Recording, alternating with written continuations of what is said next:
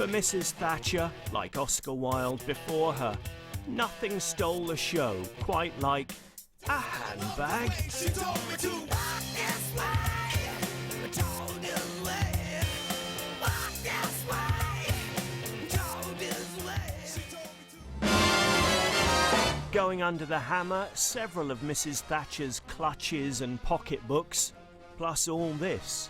Baubles, bangles, hear how they jingle. Thatcher was obsessed with fashion. Right from the beginning, she understood the power of an amazing suit and also of really bright colour. And what we've got here is a number of examples of those things. And she really did provide a kind of template, actually, for the modern political woman. You look at some of these suits and you could imagine Hillary Clinton, dare I say it, or Nicola Sturgeon working a similar look.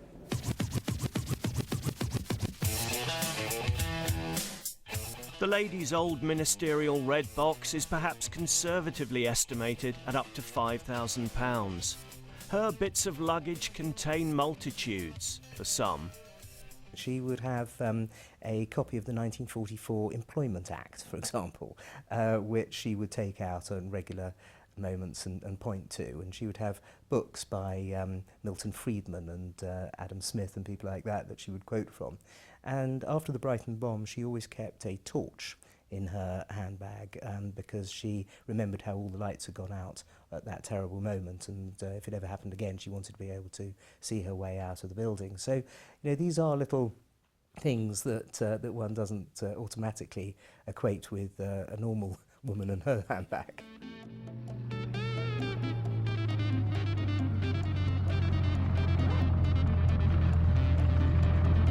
No, no, no.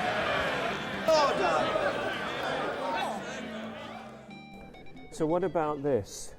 Well, I think here you really see Thatcher's sense of theatre and sense of occasion. She wore this when she was meeting Gorbachev, and she's really dressing for the stage, wearing, you know, Russian-style hat and kind of Russian echoes there on the collar of the coat. Funnily enough, one of the things she always made me think about was the dichotomy that Queen Elizabeth I used to play with, which is that on the one hand, she would refer to herself as a woman and use her feminine wiles. On the other hand, she'd refer to herself as a prince. And I think, in a way, what Margaret Thatcher was doing sartorially was what she was trying to do politically, which was to have her cake and eat it, to use her powers as a woman, but also to co-opt the powers of a man.